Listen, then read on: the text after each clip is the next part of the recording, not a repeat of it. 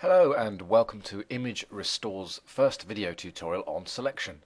My name's Neil Rhodes and I'm going to take you through the selection process.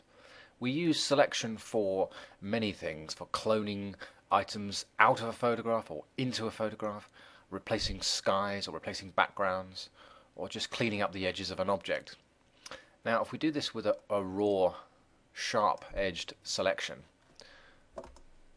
it's not going to come out that great. So let's just show you an example here. If I use the selection tool here and draw a box, and if we just zoom in and I clone using a basic cloning tool, soft brush, up against that edge, and just show you the edge there is very sharp and not at all in keeping with the soft edge up here and of course down there.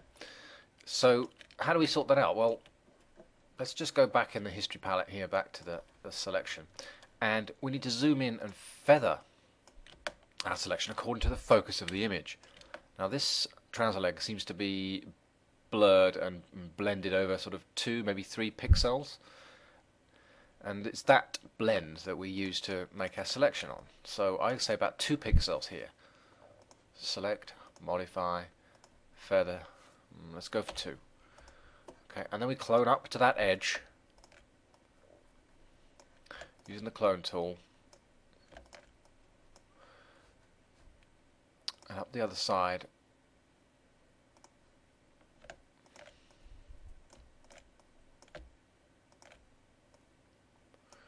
Right, now let's have a look at that.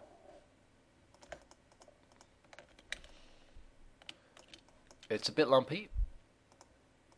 We can sort that out. Let's do a bit more cloning.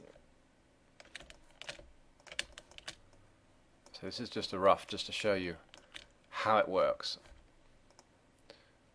Just go back to the other side again. Let's have a look at that now. Right. Now we can see that the selection is no longer sharp. It's a smooth edge in keeping with the rest of the trouser leg.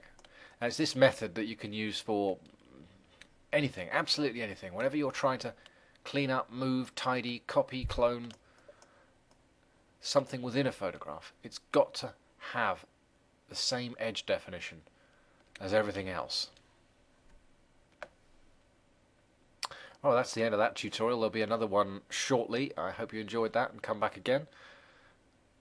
And speak to you soon.